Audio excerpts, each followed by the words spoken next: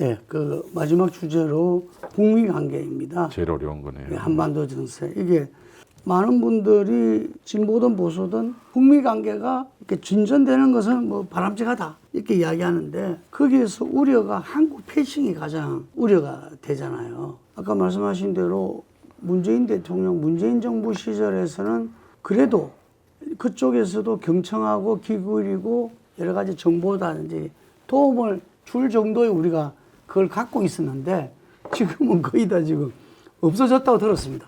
제가 듣기로는. 그래서 패싱의 가능성이 상당히 높은 거 아니냐.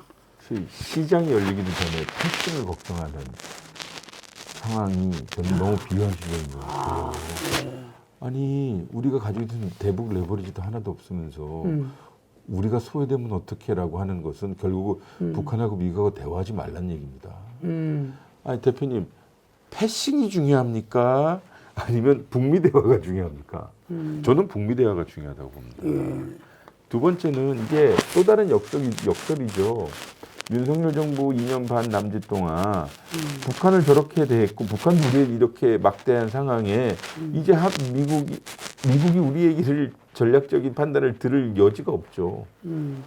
제가 드리고 싶은 말씀은 쉽게 북미 대화가 재개되지 않지만 저는 2017년, 18년도보다 더 상황이 어렵다고 보고 그런 상황에서 우리가 패싱을 걱정한다는 것은 밥도 짓기 전에 밥이 저 타버리면 어떡하냐라고 생각하는 것 같아요. 즉 마차를 좀 말 앞에다 세워놓고 말아 마차보다 먼저 가지 마라라고 얘기하는 것 같아요.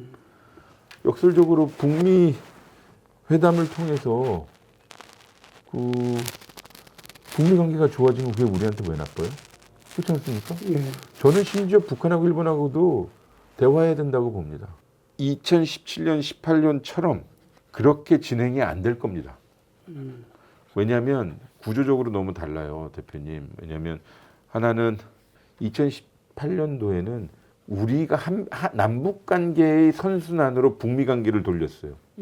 뭐 굳이 말씀드릴 필요도 없겠습니다만 2018년 평창올림픽을 계기로 한미연합훈련을 유예하면서 우리가 저기 4.27 판문점 선언으로 간 거 아닙니까? 그걸 받아서 6월 10일 날 싱가포르 북미회담으로 간 거고 9.19 그다음에 2.28 하노이로 간 거죠. 저기 남북 관계, 북미 관계가 앞서거니 간 거고요. 두 번째는 탑다운 어프로치가 가능했어요. 문재인 대 김정은, 문재인 대 트럼프, 트럼프 대 김정은이 직접 소통할 수 있었던 시기입니다. 즉 우리가 거간을 해줬던 거예요.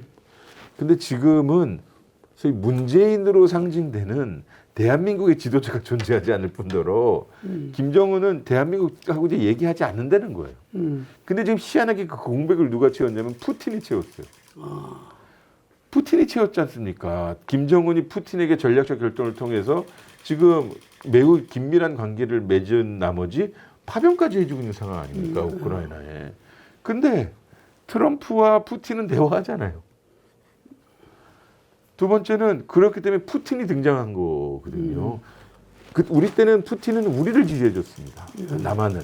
그러니 예전처럼 18년 때처럼 그게 가능할까라는 생각이 들고요. 그때는 김정은의 결심, 트럼프의 결단으로 북미 회담이 진행되었다면 이제는 트럼프가 아무리 플러팅 메시지를 보내고 해도 명확한 선결제 없이는 김정은이 결단 안 할 겁니다.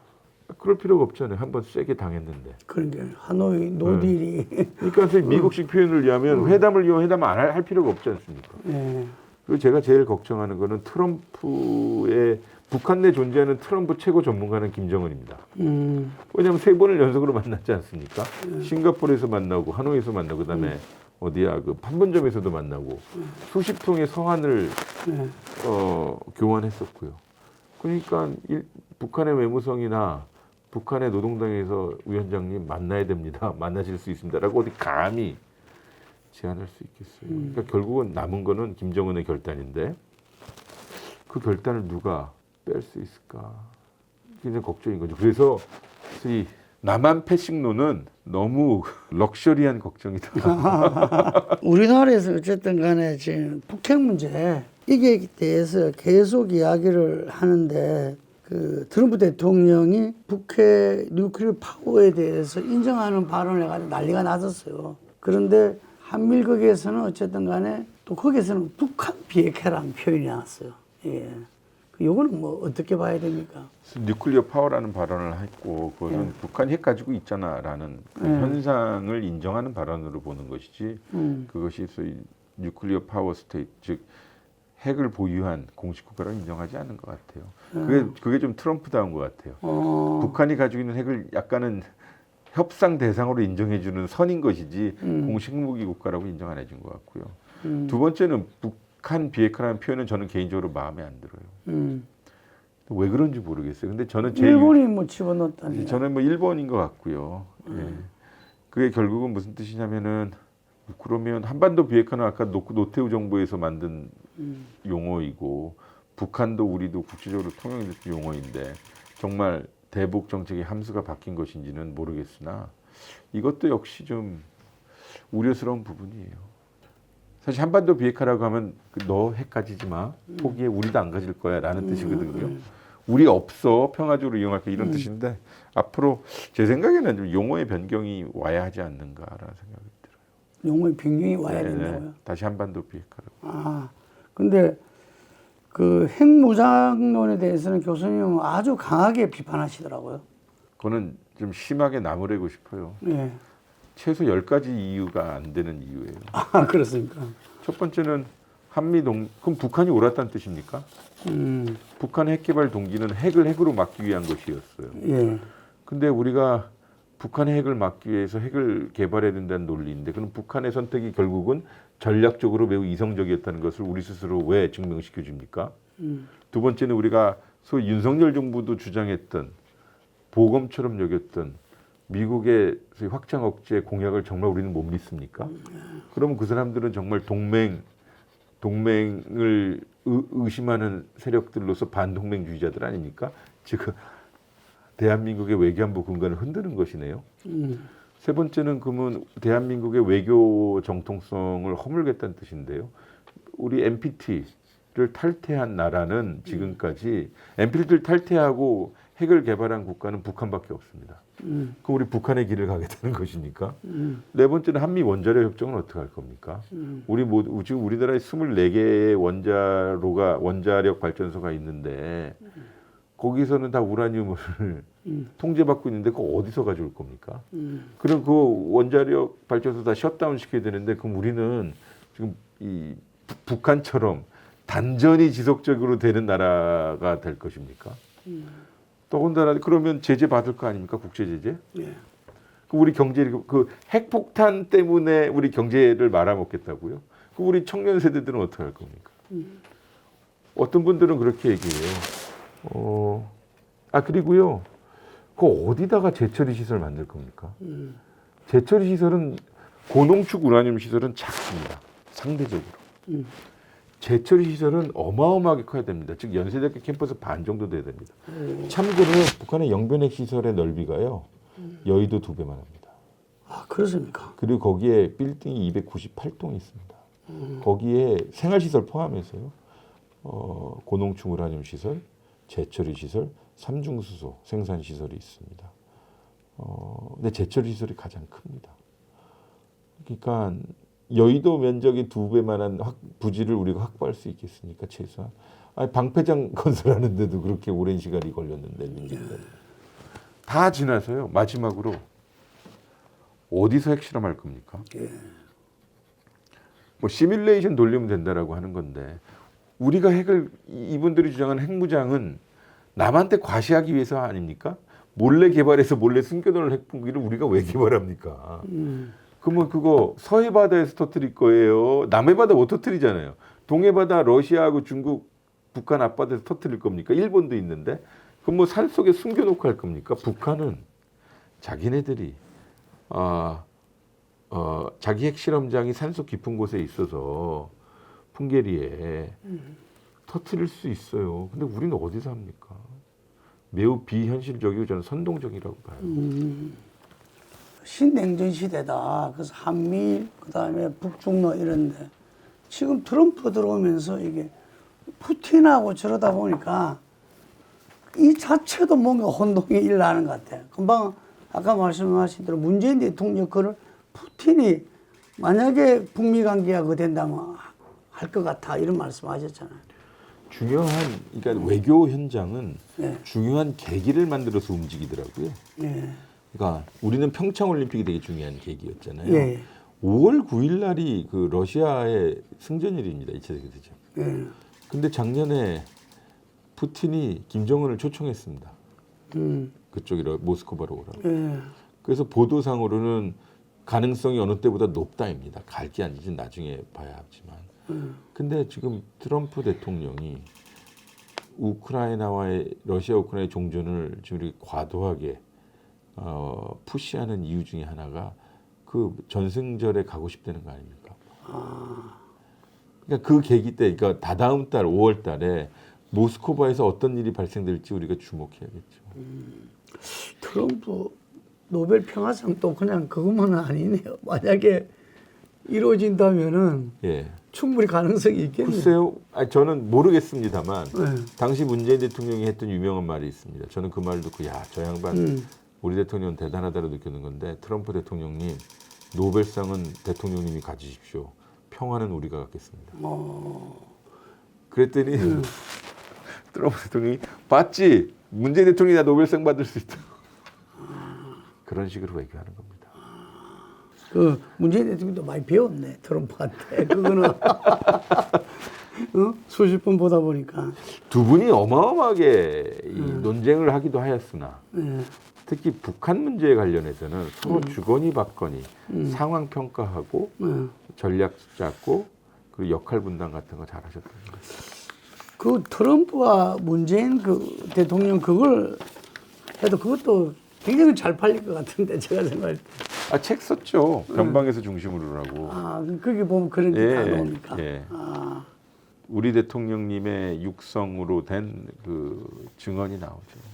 그 북한이 한국을 적대적 이국가로 간주하고 이 윤석열 대북 강경 정책으로 이제 일관했는데 지금 북한의 생각은 뭡니까? 그 생각 그대로인 것 같은데요. 소위 진보 정부에 대한 배신감, 문재인 정부에 대한 배신감도 분명히 있을 것이고. 네.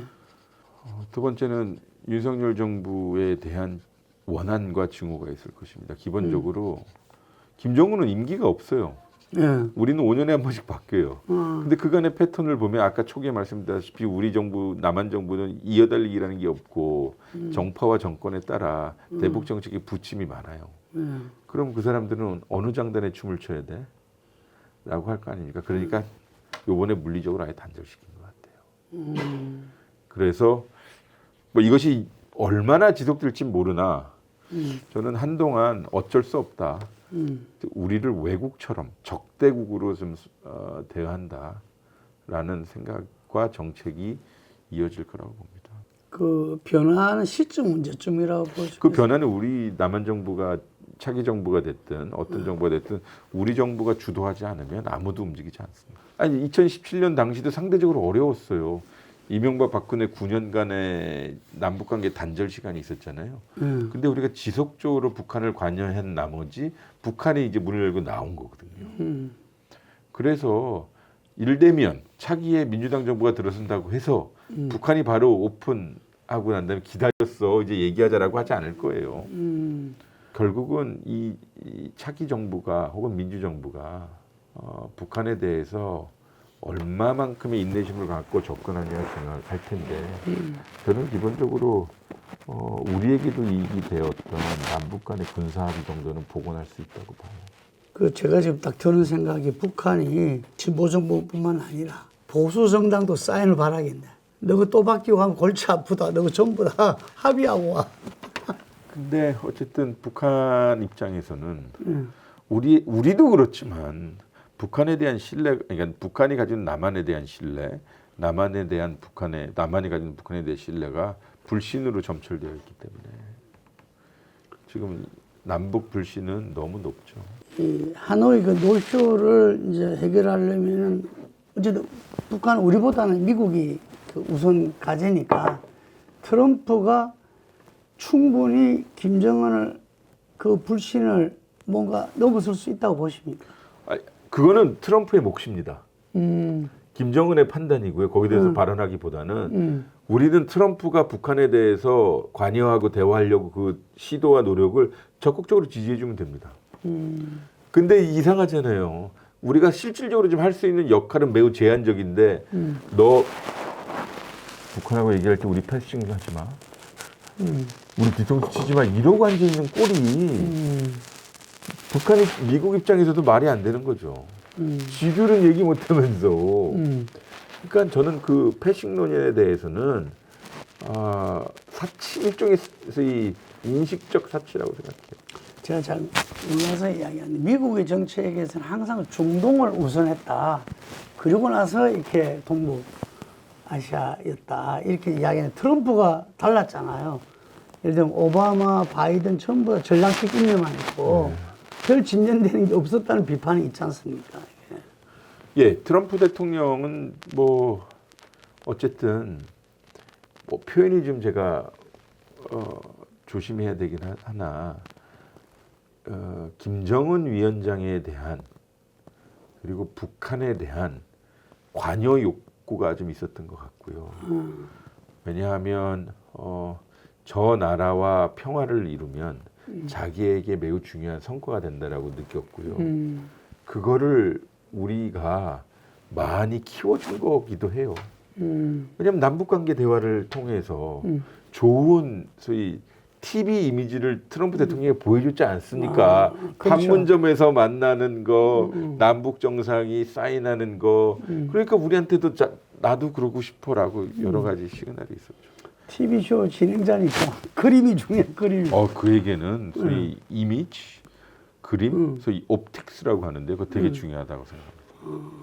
혼란의 탄핵 정국을 말씀하셨는데 외교부 장관입니까? 지금까지 우리가 쌓아놓은 공이 다 무너진다 이러고 반대했다는 거 아닙니까? 조태열 외교부 장관이 국무회의 비서무장 할 때, 계엄할 때 그런 말을 했다는데 국제 신뢰도에 미친 영향은 어떻습니까? 마음이 아프죠. 그러니까 대한민국 외교 안보의 근간은요 민주주의입니다. 네. 대한민국 경쟁력의 근간도 민주주의입니다. 따지고 보면 왜냐하면 우리는 산업화와 민주화를 동시에 이룬 국가고요. 또 우리가 사실 적대 국가가 비민주주의 국가가 아니라 민주주의 국가이기 때문에 우리의 대외 매력도 대외 신용도는 높은 거였잖아요. 2017년도, 18년도에 촛불혁명을 통해서 문재인 정부가 들어섰을 때는 우리가 그 글로벌 민주주의의 새로운 스탠다드를 세웠대요. 저희는 잘 몰랐는데 문 대통령님을 보자 해서 해외 정상회담, 다자회담에 가면 다들 유럽의 선진국들이 그렇게 우리를 칭찬해 줬어요. 찬사를 보냈어요. 일종의 저는 립 서비스라고 생각했는데 그 정도 아니었어요. 제가 누구라고 밝힐 수는 없으나 어떤 유럽의 어떤 정상은 우리 문 대통령을 3분만 만나게 해달라고 그랬어요. 같이 사진 찍고 같이 민주주의를 조금 얘기하고 싶다고요. 그게 지금 일시에 무너진 겁니다. 지금. 생각해 보세요. 저는요 외교 현장에서도 이렇게 말했어요. 감히 너희들이 우리한테 민주주의를 얘기해? 우리는 분단과 전쟁과 쿠데타와 독재를 겪으면서도 경제 성장, 민주화, 다원화, 다변화를 이룬 나라야. 게다가 북한, 중국, 일본은 정권 교체라는 게 없어. 우리만 지금 주기적으로 정권 교체가 있는데 우리한테 감히 민주주의를 이야기해. 우리는 정말 민주주의가 탄탄하다라고 얘기했는데 이번에 12.3 계엄으로 우리의 민주주의가 이만큼 어려웠었나. 이렇게 한순간에 무너질 수 있느냐 이거죠. 근데 가장 중요한 거는 이제 이 국면을 빨리 슬기롭게 헤쳐나가서 우리의 민주주의 회복력을 보여주는 것만으로도 저는. 근데 비상계엄 이후에 미국의 트럼프 대통령이나 그쪽에서 보면은 이 현재 그 윤석열 대통령 측에 상당히 좀 비판적인 뉘앙스를 계속 풍겨왔거든요. 이게 그럴 때 교수님이 인터뷰한 걸 보면은 트럼프도 한국의 민주주의에 대해서 높이 평가하는 것 같아 이런 말씀을 하셨어요. 그런데 지금 부정선거 때문에 한국의 트럼프다 윤석열이 뭐 이런 이야기 나오고 트럼프 구하러 올 것이다. 이러면 유튜브에 난립니다. 그러면. 그거는 그분들 좀 이상하신 것 같아요. 미국이 실체가 있는데 자기네들이 생각한 미국을 그려놓고 혹은 자기네들에게 필요한 미국을 구성해놓고 그게 현실이라고 믿는 것 같아요. 제가 아는 미국 사람들, 미국 정책 뭐 혹은 조야의 전문가들은 저분들이 왜 자기네 나라 성조기를 들고 왜 그랬어? 그러한 극우적 그 데모를 하시는 거, 집회라는 것에서 상당히 못마땅하게 생각해요. 그리고 여기 이 탄핵 국면에 연루가 되는 것도 싫어해요. 왜냐면 5.18 때 연루가 된 것 때문에 그렇죠. 트라우마가 있지 않습니까? 네, 네. 그래서 정말 싫어해요. 오히려 한미 관계를 해치는 거라고 저는 생각을 해요. 그러니까 좀 이상해요. 저는 이해가 안 됩니다. 교수님이 다시 우리 외교를 맡으셨다 했을 때 그 국제정치학 전공하셨지만 뭐 국제정치, 경제, 통상 다 포괄적인 거잖아요. 그랬을 때 우리 외교 아까 이 앞에 쭉 말씀을 해주셨지만 마지막으로 좀 정론을 해서 우리 외교를 좀 이렇게 가야 될 것 같아 한 말씀 부탁드리겠습니다. 제가 그래서 이번에 책을 냈는데 예, 예. 헌법의 힘 외교의 길이라고요. 예, 예. 그러니까 대한민국 외교는 헌법의 가치를 잘 지키면서 나가면 좋을 것 같아요. 헌법의 가치란 기본적으로 국민의 자존감을 지키고 예. 민주주의 가치하에 국민을 위하는 외교하면 되는 거거든요. 그러니까 경제 안보 위기 시대, 우리 미래 먹거리 착실히 찾아가는 외교, 경제 다변화의 모습으로 한반도의 평화를 우선시하는 그래서 북한뿐만 아니라 중국, 러시아와도 협력하는 외교, 미국과의 한미동맹을 다져가는 외교. 그래서 언제나 대한민국이 외교 중이었으면 좋겠습니다. 저는 교수님 다른 부분도 그렇지만 오늘 인터뷰 중에서 우리나라의 산업의 공동화가 안 돼야 된다.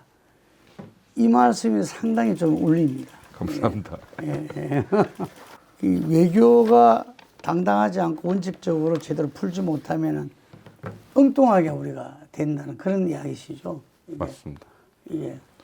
아니, 그러니까 저는 마음에 안 드는 게요. 뭐 많은 분들을 취재하시고 아시겠지만 외교가 무슨 일부 전문가들의 외교관들의 전유물인 것처럼 이야기하고 그래서 일반 국민들은 몰라도 되는 것처럼 이야기하는데 결국은 상식과 순리의 테두리 안에 있는 국가의 정책행위이어야 되거든요.